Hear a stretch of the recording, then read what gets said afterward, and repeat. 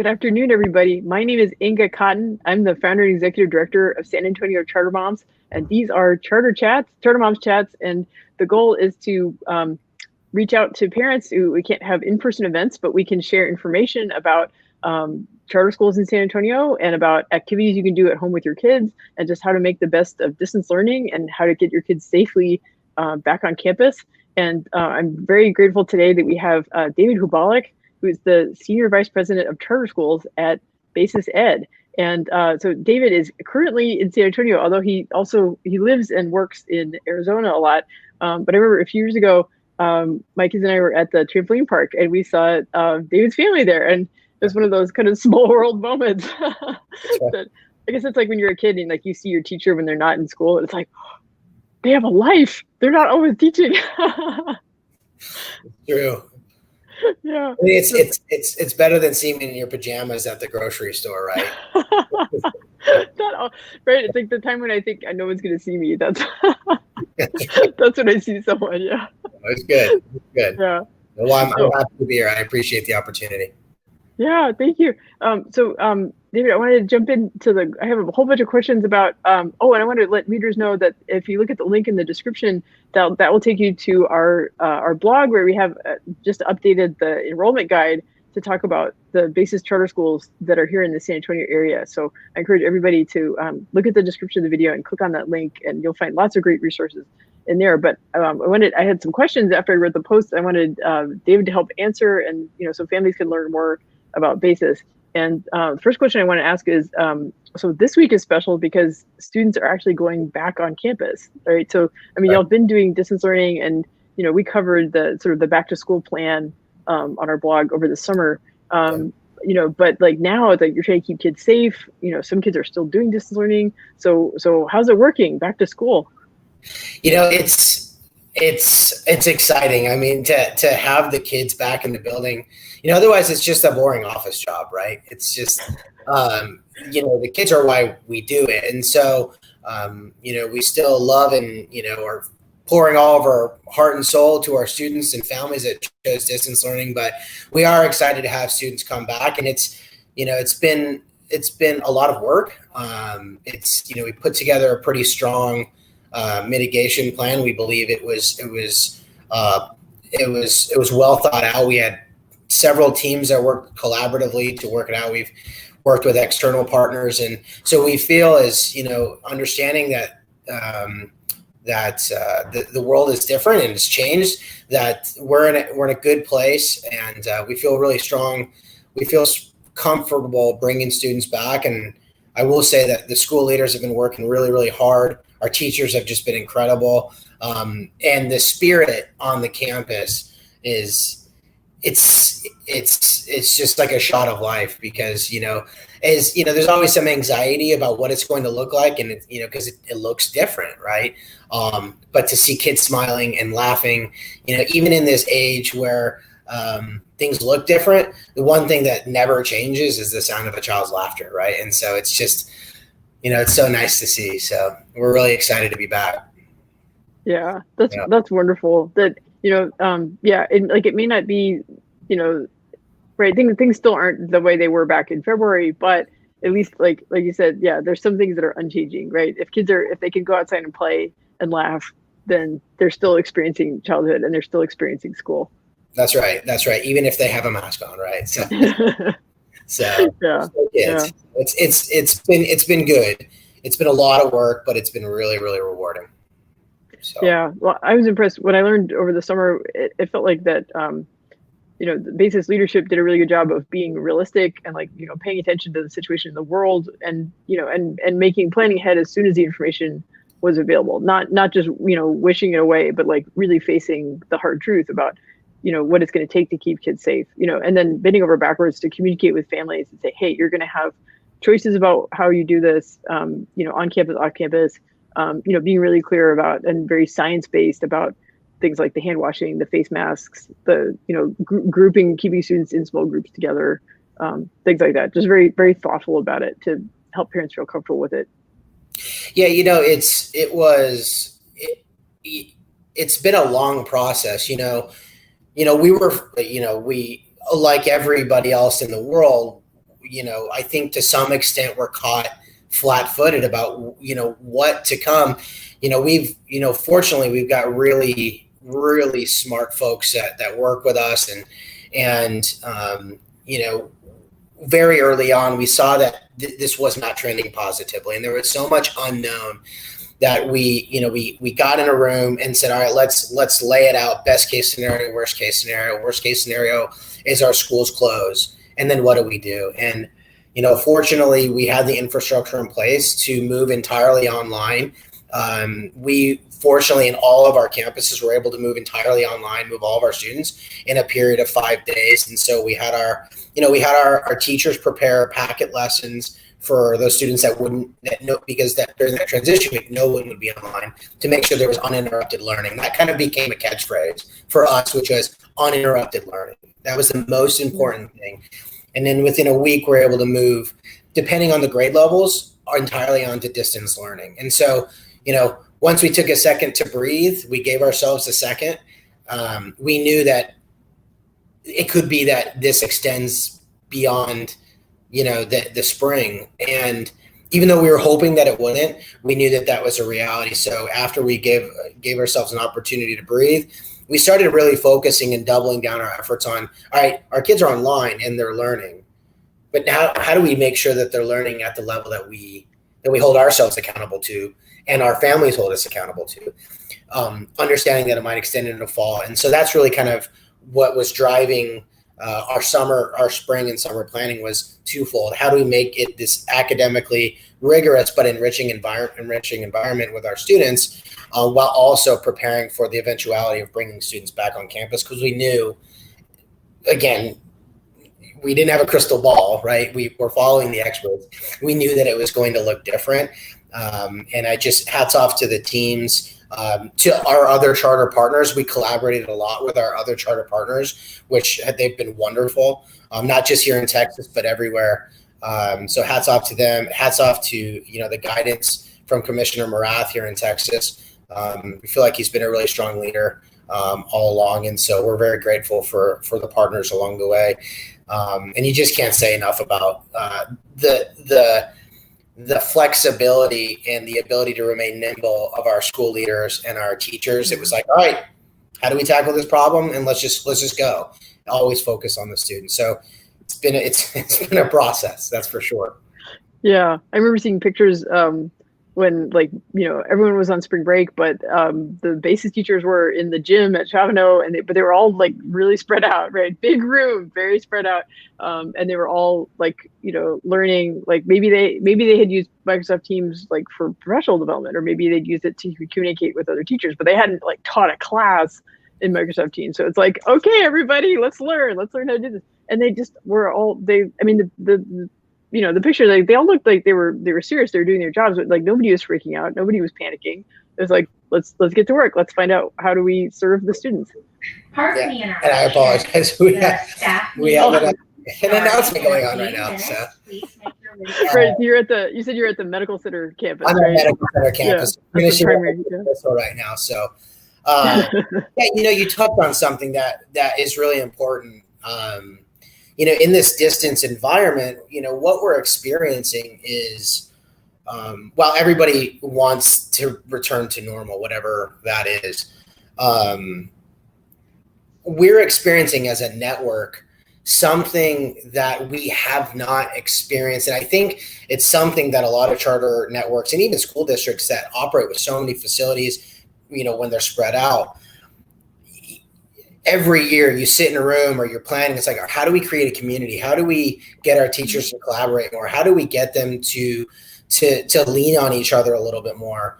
And I don't know if it's just the common theme, which is none of us actually signed on to be, a distance learning teacher. So every one of us we're all rookies. We're all first year teachers. So it could be that, but also I think leveraging that vulnerability, and then also this new platform that we are using in an entirely different way.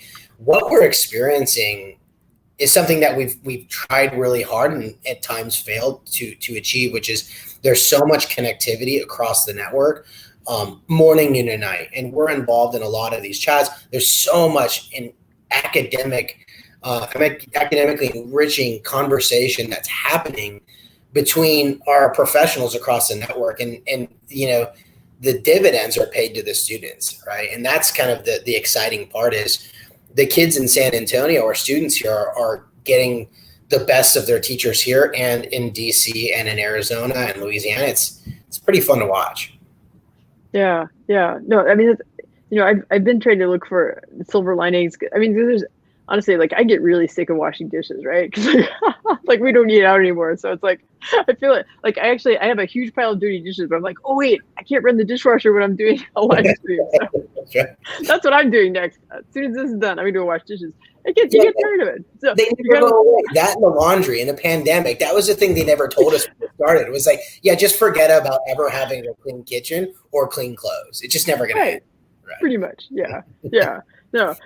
So, right. So there's those things that we just have to live with, but we can look for silver linings, right? Like the fact that, like my kids are kind of learning to cook a little bit, right? That, cause they're home too. So like what you're talking about, it is kind of a silver lining that, right. Teachers they're all learning how to teach distance learning together. Right. And, they're all learning and that builds camaraderie. Like they'll all be like, oh yeah, we're the team that survived COVID, right? That's right. The battle and all. Are there aspects of what they've learned, from distance learning that they're carrying into the on-campus experience? Like is it like, are there sort of like hybrid aspects of the like sort of on-campus experience? I think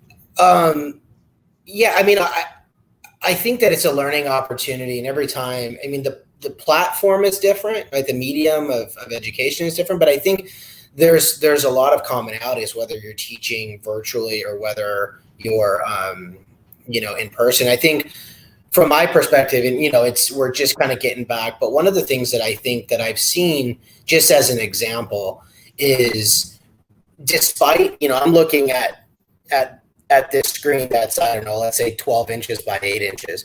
But when you've got a class of 38-year-olds, you have to have a situational awareness that is absolutely on point.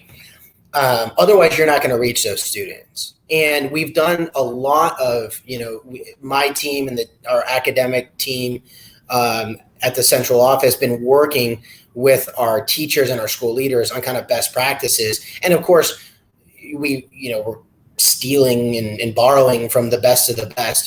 Doug Lamov and his team have a wonderful blog that we've been following, and he came out with a new book about this. He did. I ordered it. Every time it keeps getting backlogged or backordered on Amazon. I'm like, by the time I get this thing, I'm not going to need it. But I think one of the things. So going back, I think one of the biggest things is that our teachers have developed an acute awareness of their surroundings, which if you've ever been in a classroom, and that's one of the biggest things where you're going to lose your class if you don't have that situational awareness. Like classroom control at oversimplified level comes down to situational awareness. You have to see all things, even behind your back. And I think that this gives them an opportunity to see some of the things that in front of them, which sometimes would be behind them. And so I think, and that's what I've seen in the short time we've been open. And, Arizona's been open for a week or two, depending on the region. So one of the things when I walk into a classroom, I see a much greater sense of awareness. And then what's really nice, and I hope it doesn't go away, is just an appreciation for what we do. The kids are appreciative. The teachers are appreciative because everybody's just so happy to have, a sliver of normal, I guess. So. Yeah, I was talking to a team member who her kids just went back on campus, and she said that she felt like her kindergartner just hadn't been able to see friends that much, right? Like maybe there was a few neighbors who were kind of in their pod, but as far as being able to play with a group of kids and they have those social experiences and keep building their emotional development with people who are not just family members, that's really constructive. So I mean, I should say my own family, we're doing distance learning. It's health wise, that's the best choice for us. So whatever each family needs to do is what they need to do. But yeah, but like that, there's definitely benefits for kids socially when they get to go back on campus and play with their friends. Well, and I think what you touched on, right, is half of our families have chose distance learning, which is Yeah. it's an important decision for their family. And it's incumbent upon us and our leaders to make sure that as we're starting to bring students back, that our families that chose the distance option, they still feel a part of this vibrant community. It's a lot of work, but it's the most important work because we are one community and everybody's kind of getting through this together. And that's one of the nice things that we wanted to provide our families with that option, right? The Families Choose in 2021 program was based around parent choice. And so regardless of that choice, we need to make sure that you as a family know that you made the right choice.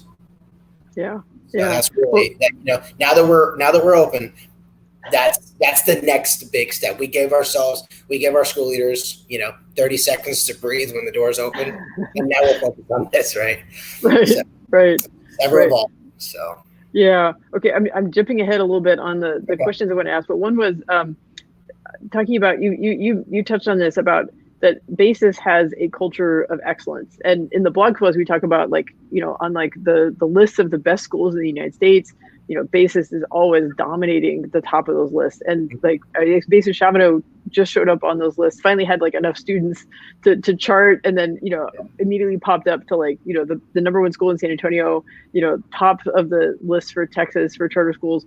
And so, right. So, I mean, that's a key aspect of BASIS culture. I want, everybody who's listening to this and reading the blog post to be aware of that, but it's how do you stay true to that culture while bringing students back on campus in these different circumstances and, while kids are doing distance learning, right? So it's I guess what I'm asking is how do you stay true to the school culture, right? You said, right, y'all hold yourselves to high standards as far as the teachers and the leaders, and you want to, give students, make sure that the experience you're providing to students is also meeting those standards. Yeah. I mean, I think, it's hard, right? But I'm trying to think of what Olga used to say. We don't do it because it's easy. We do it because it's hard, or something like that. She likes to quote John F. Kennedy. Those of you who are joining us who don't know who Olga is, Olga and Michael Block were the founders, and really the passion and the mind behind BASIS, and they're still actively involved, and we love having them around. I appreciate them letting me be around. But she likes to quote the John F. Kennedy quote, which is, we don't go to the moon because it's easy, we go because it's hard, or something like that. So it's our ethos, right? Which is we do what's right by kids, even if it's uncomfortable and even if it's difficult. So one of the ways that we have tried to standardize what our teachers are delivering through these platforms is, again, going back to the planning early on, we identified that in the spring, our teachers knocked it out of the park. I mean, they just did a tremendous job, but there was a great opportunity, if this was going to extend long-term, a great opportunity for it to unravel and kind of go in different directions. Because there's not that normal connectivity. Teachers are teaching from home. It's, I can't just walk down the hall and have a conversation with the teacher, right? So what our organization thought of and brought to fruition was what we call an OCI mentor, which is off-campus instructor. And so what these mentors are is essentially they are some of the best and brightest teachers that we have that teach a particular course. And among their sole responsibilities during this program is to develop content to push out to our teachers, all of our teachers, whether you're in person or whether you're online. Now, if you're on distributing this information online, you can just push it out. And it does a couple of things. One, it provides a template for those teachers to either tweak and make their own while maintaining kind of that standard of excellence. It also eases the burden, right? Some of our teachers, depending on where they're at, they're trying to navigate teaching a couple sections in person, then pivoting and jumping online. And we know that's tremendously difficult. And so if we can give this to them and provide them these resources for their students, it makes their life a little bit easier.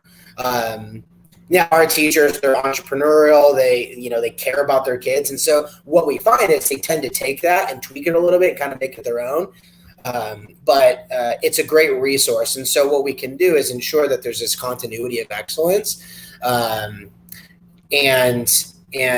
it allows our teachers to have a little bit more time in their day to, navigate what the classroom's throwing at them. So, we'll see what ends up happening. There's, again, it was not on page 37 of the global pandemic playbook, right?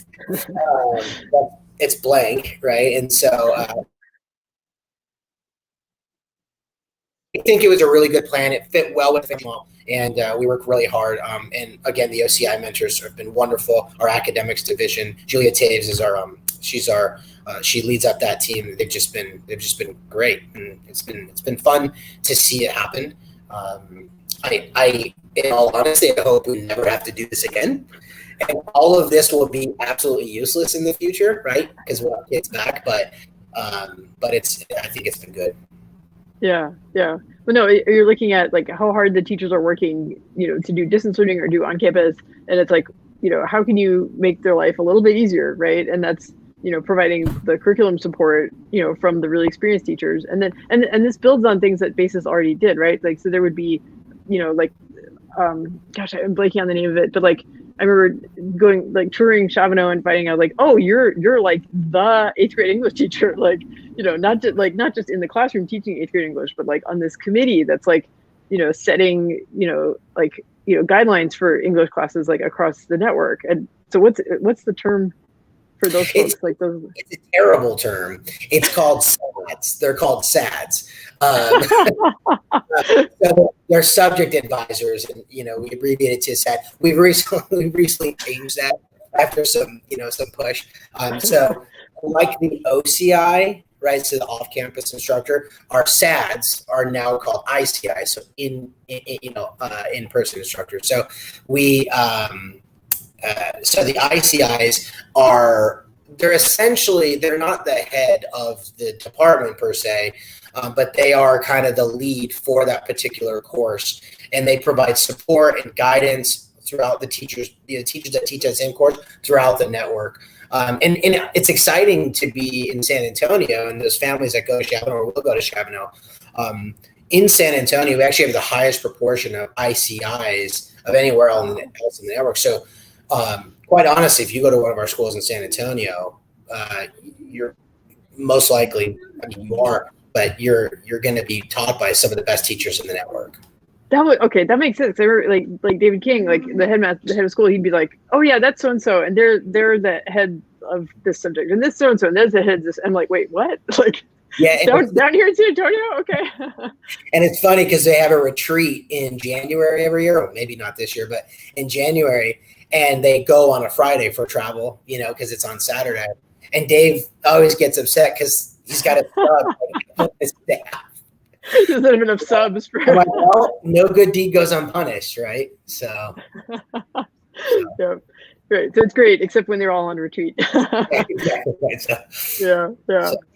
Well, that's great. I think that's great because that gives families a picture of like, I want families to understand like, what sets BASIS apart from other charter schools, right? And so like something's going on, on campus that's getting these results, right? Of these like, top in the nation, and and then it's like when you dig a little deeper, it's things like consistency of the curriculum, right? And having experienced teachers mentoring the newer teachers, and right, and things like that situational awareness in the classroom, and like having the eyes in the back of your head, so what, right? And that there's observations happening, right, where like someone like you will go in a classroom and watch and then say, okay, here's what you need to do differently, right, to make sure your students are showing their understanding of that algebra problem. Or and it's all of the above, right? There's just it's a grind, but we hold ourselves accountable to a level that our parents will hold us to, and we use things like comprehensive exams, pre-comprehensive exams, and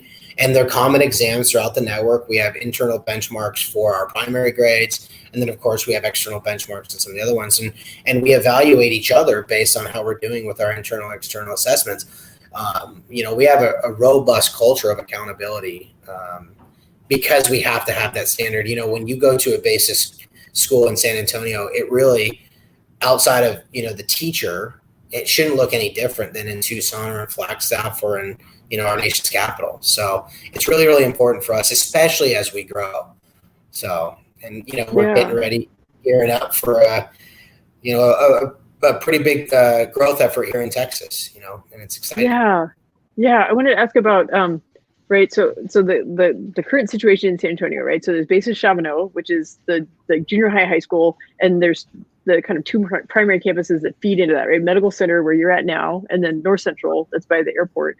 And I've been to all those campuses. I have not been to BASIS Northeast yet. So that's the campus that just opened. So can you talk more about that one and kind of what the growth pattern is going to look like there? Yeah. So Northeast is our newest San Antonio campus that opened this year, serving grades K to 5. And it's open small. It's over there off I-35. And it's on the northeast side of town. Obviously, you can probably tell by the name.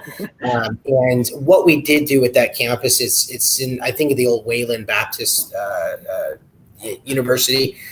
When I lived here, I lived on the west side of town, so I'm not that familiar with that part of town. But we're excited to be on that part of town. And what I can say is that it's going to expand to a full K-12. It will eventually.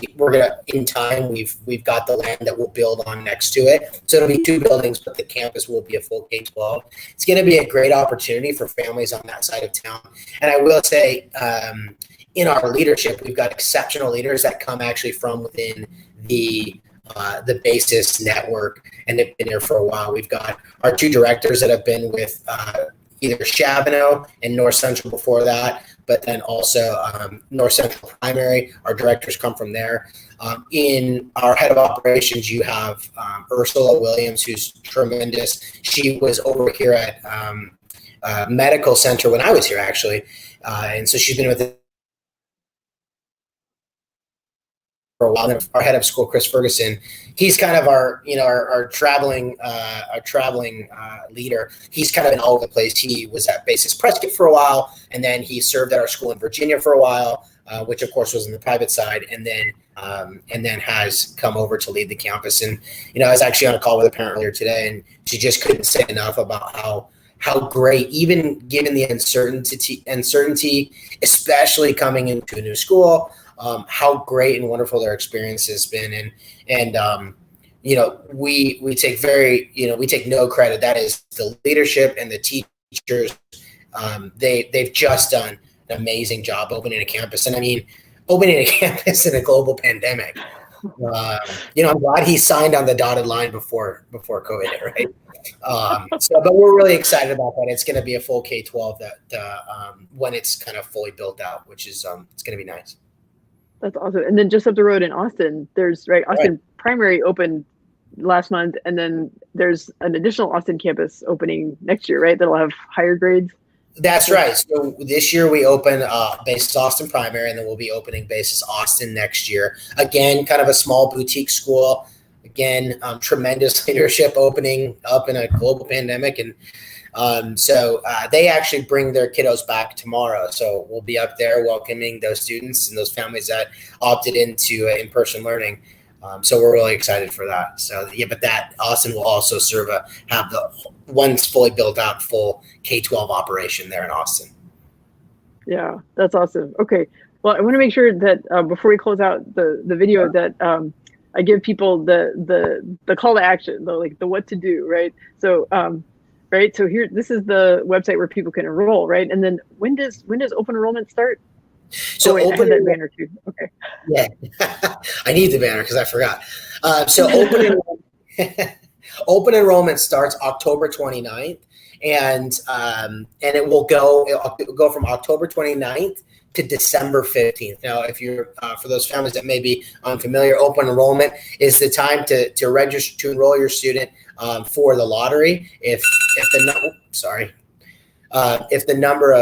that the number of available seats or the number of applicants exceeds the number of available seats, students that or families that enroll during the open enrollment period will be able to participate in the lottery, and we anticipate that lottery being January 12th. So again, in Texas, October 29th to December 15th is our open enrollment period, and on October 29th, all of our campuses, both here in San Antonio and in Austin, will be hosting a hybrid event for prospective families. So depending on your level of tolerance or your level of comfort, you can either come to an open house event. Of course, we will be adhering to all of the same policies and practices that we adhere to during the normal school day.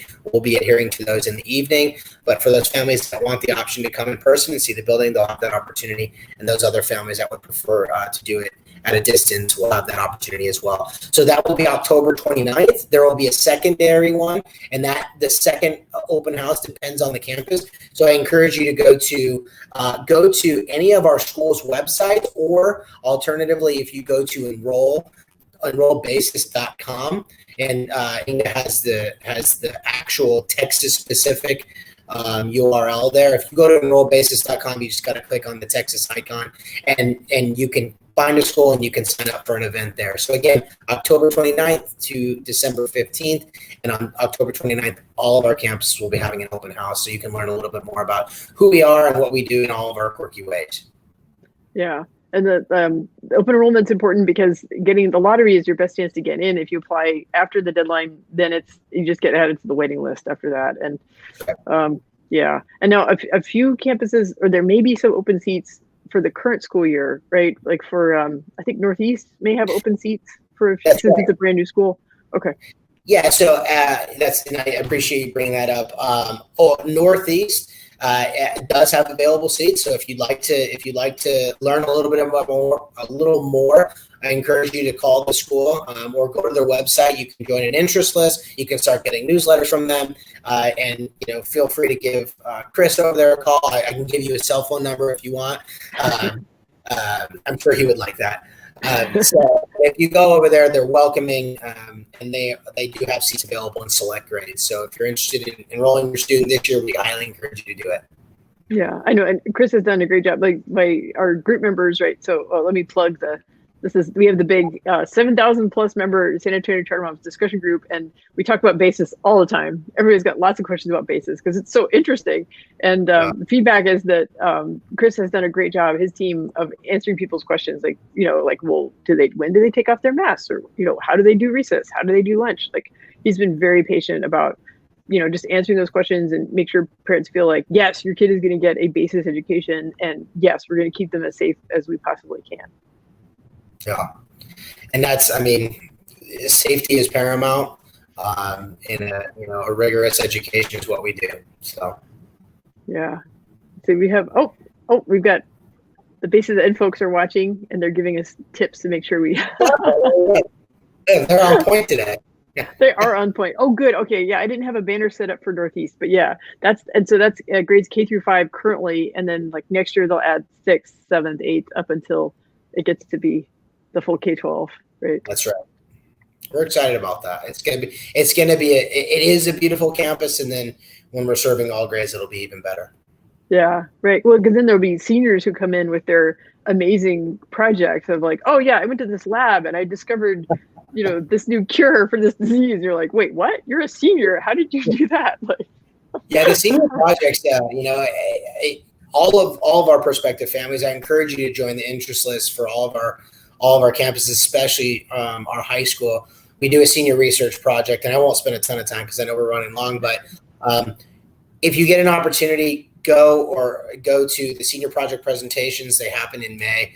You will be blown away. And quite honestly, when you think about your child doing some of the work and the projects and the work that they're doing, it's really exciting to think about your own children. I've got a few of my own, so I'm excited for them to get to that point as well. So, yeah. Well, David, do you have any like closing thoughts that you want to share with people? Just, I'm going to fly up this is the link. Okay, October 29th, folks. Get on the interest list. Yeah. Go do open enrollment. Okay, but just any thoughts about about BASIS? Like, you've been there for a number of years now. I mean, you started out as a middle school, high school teacher, right, at Scottsdale. So I was a teacher at BASIS Scottsdale when we had 2 campuses, right?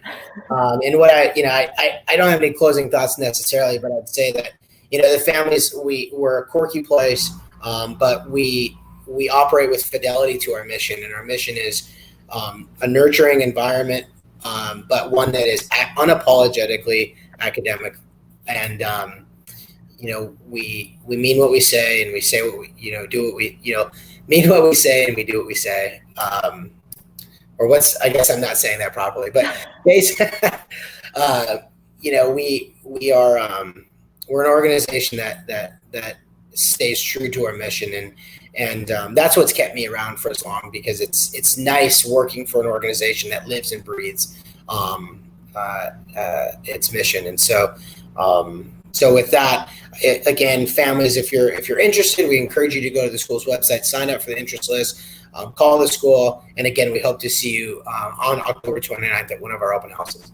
Yeah. Oh, and the BASIS.ed team wanted to say, this is how you learn about senior projects. And actually, there's a link in the blog post, the link in the description. And yes, so which I know BASIS parents, they're good about reading. They will do the research. So thank you so much, David. I really appreciate you coming on Charter Moms Chats, and I'm excited to see how BASIS keeps growing in Texas. Thank you, Inga. You've always been a wonderful partner. We're very grateful for the opportunity. Thanks. Okay. All right. Take care. It's good to see you. Yeah.